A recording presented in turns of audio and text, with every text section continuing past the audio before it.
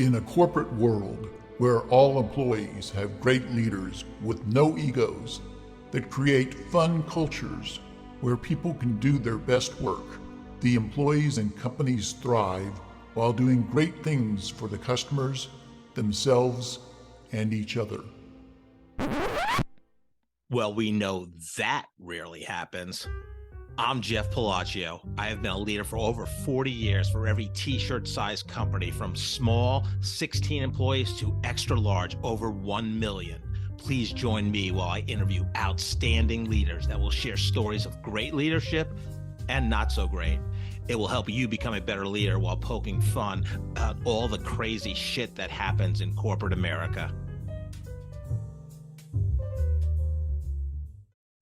Very excited about today's Corporate Couch. We have probably the most prominent guest we've ever had on the Corporate Couch, the CEO of some of the most iconic companies in U.S. and probably world history, technology company called Pathytech. He was the CEO of the largest law firm in the world, We, Fuck 'Em and How, named by the Dooley Business Journal as the greatest CEO of the 20th century. So I'd like to welcome to the Corporate Couch, Richard Dickels. So Richard, welcome. Yes, thank you, Jeff. Thanks for having me. Yeah. You also forgot that I was the most valuable player on our college basketball team. You forgot that, but that's okay. That's all right, yeah. And may I call you Dick? Yes, absolutely. All right. Thank you, Dick. Yeah, no, I'm very excited. I mean, I've had some unbelievably great guests, but it's an honor. So thank you for coming on today. So yeah, I always like to start with fun questions. What was it like growing up? What did you love doing? I loved reading alone in my room. I spent a lot of time in my room alone, but I read a lot about great leaders: Alexander the Great, Nero, Stalin, Mussolini. I read a lot about leadership at a young age. Interesting. That's great. Any aspirations growing up? Like when I became an adult, I wanted to do this. What was this for you? Did you have anything like that? Yeah, I want to be in charge of people. I Yeah. just wanted to be able to boss people. I wanted to be the boss. No, wow, leadership. Yeah, I would say you're in the minority. Most people didn't become what they aspired to be as a child. That's incredible. And what was college like for you? And what was your major? And what were some of the highlights for you in college? Well, I had a lot of different majors. Some of them are very hard. Like engineering, accounting. So I gravitated towards marketing. Where I really excelled though was grad school. Uh, Really, probably one of the finest grad schools, not only in the U.S. but the world. University of Phoenix.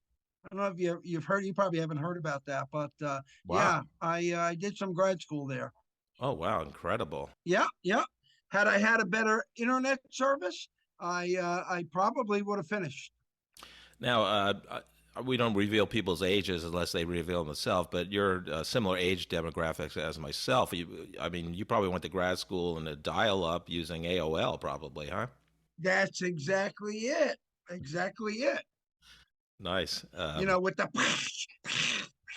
you're now connecting. It was very hard. The other thing that's very difficult at the University of Phoenix is there's really nobody to look at, no other tests to look at. Everything is online. Right. Interesting. Yeah. So you have a very competitive nature. It seems from doing research on you. I dug up a story about you in intramural basketball in college, where you hated somebody so much on the opposing team during the B League championship game. You were up by 18 with 5 minutes left, and went into the four corners offense. So you were just stalling, and you stalled out the rest of the clock. Is that a true story? Yeah, no, there was no shot clock in those days. And this guy, I don't even like to say his name. Okay, if you keep asking me, it was John Reynolds. And yeah, we were up, and winning is everything to me. So I had the squad go into a four corners, and we ended up with victory. And I'm not sure it was the B league. Well, yeah, it was. The only championship I did win was the B league, but yeah, that was one of my proud athletic accomplishments. Very proud of that. Nice, nice. So, what was your first job out of college, and how did you get that job? Well, I dated a girl whose brother kind of really liked me. I let him come up to the gym to play basketball. So, I had a sales job, and that was really the starting point of my career. I turned out to be a pretty good sales guy because the people I was selling to really didn't know as much as I did. If I found somebody that knew a lot about technology, I just move on, my next prospect. So always been in sales, until of course, that ill-fated job that you mentioned at the law firm, and then the whole bit, well, the whole background check thing and everything. So, but mostly technology. Yeah, and I know we talked offline before the interview started, and how proud you are of your innovative marketing strategies. And you actually hired Seth Godin, obviously one of the most brilliant marketing and business minds of all time, and he was very young, and so you guys must have done some unbelievable things together in terms of the business. So what was that experience like? Well, actually, Jeff, Seth only lasted about 4 or 5 months with us. Really, what happened? Well, he wanted to listen too much to what customers wanted and what customers were saying, paid very little attention to my visionary views for products. So we amicably split up. But yeah, he was all about listening to customers and customer questions and what do they want. Where I really thought he should have taken some, I have truly visionary views that Seth didn't really pay a lot of attention to.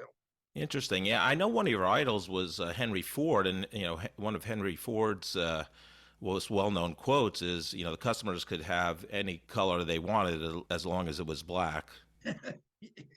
Yeah, also an idol of mine. Yeah.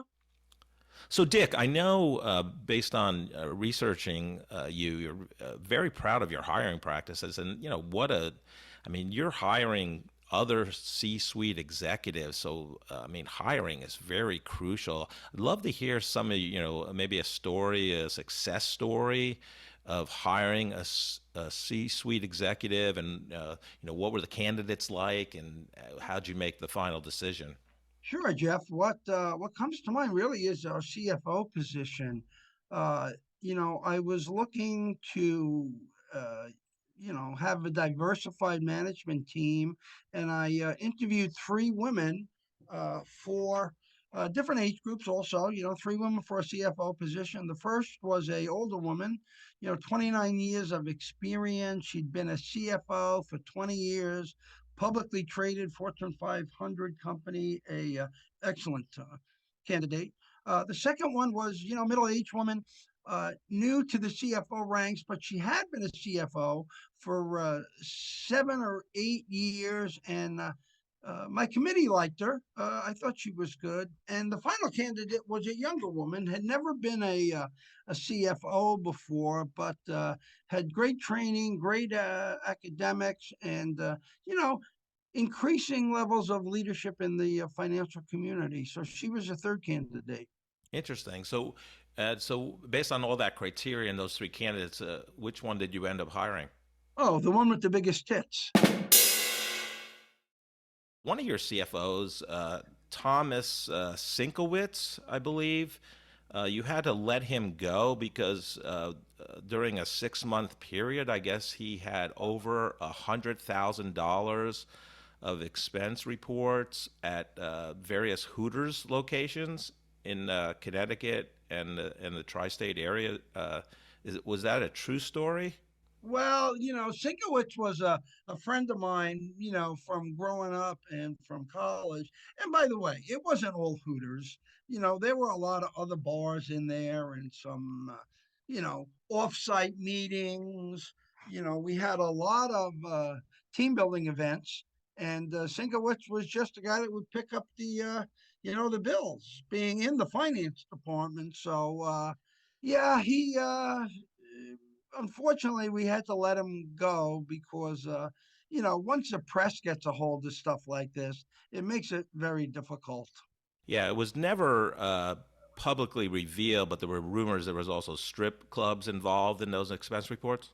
There was, we don't like to use that term, Jeff. It was more gentlemen entertainment, gentlemen clubs. Yes, there was some. Evidently, I thought just some of the names of the establishments where they were going was, you know, one, the Angry Beaver, Nothing But Horseplay was another one that was frequented, but they were never proven to be, as you say, quote unquote, strip clubs. What are some of your philosophy around communication, especially with email? You've been known to like email a lot. So what is your philosophy there? Yeah, all day, every day, email. I'm emailing in the morning, I'm emailing in the afternoon. The thing about email is that means I don't really have to talk to you. I email you. I'm now even texting people. So I think that, I email you 4 or 5 o'clock in the morning. You better have a ping, ping, and, respond to my email. So, yeah, I'm a big fan of email. Also, big fan of texting. Right, and is that the same in terms of you will text anytime, day or night, or? Yeah, text anytime. There's this whole movement now to working at home, which, by the way, I despise. I don't want anybody working at home. I need you here in the office where I can see you, where I can see what you're doing at all times. But when my employees complain about me emailing them at off hours, and by the way, I'm putting quotes around off hours, you're home.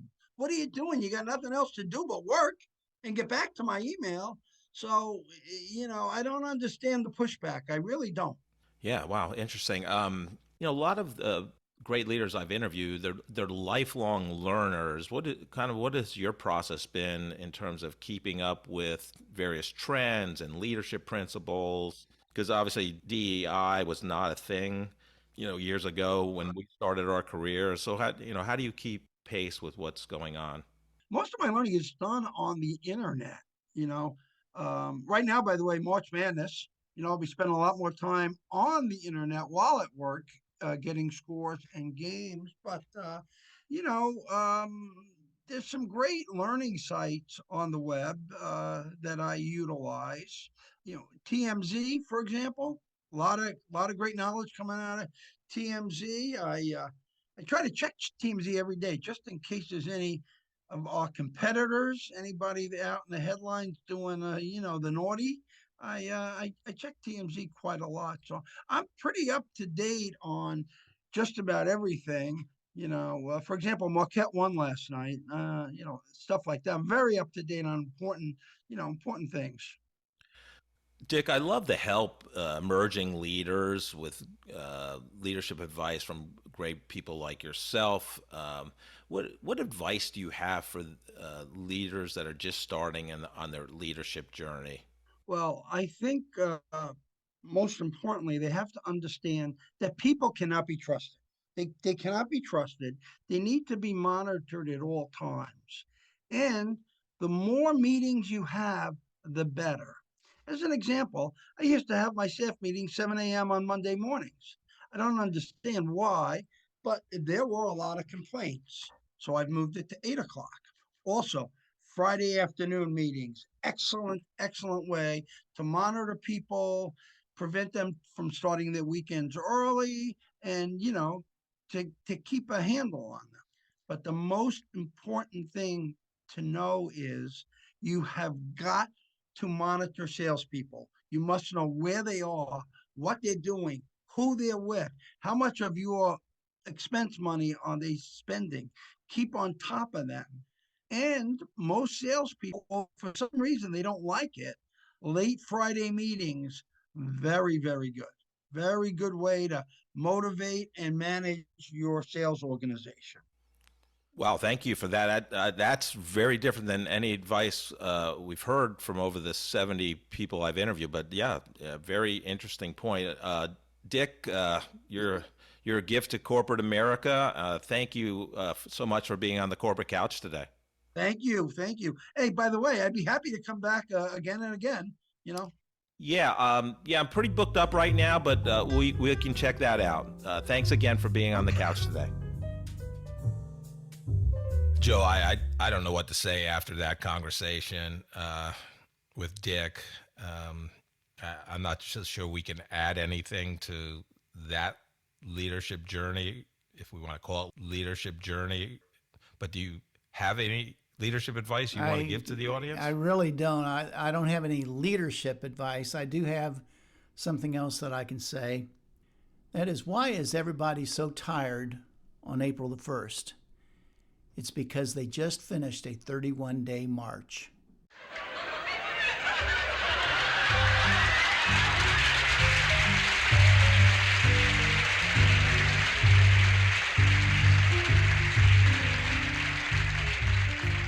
Thank you so much for listening to this episode of The Corporate Couch. If you enjoy the podcast, I would love for you to take 2 minutes out of your day to rate us 5 stars and write a review. Please join me next week to learn from another great leader sharing their professional journey and insights.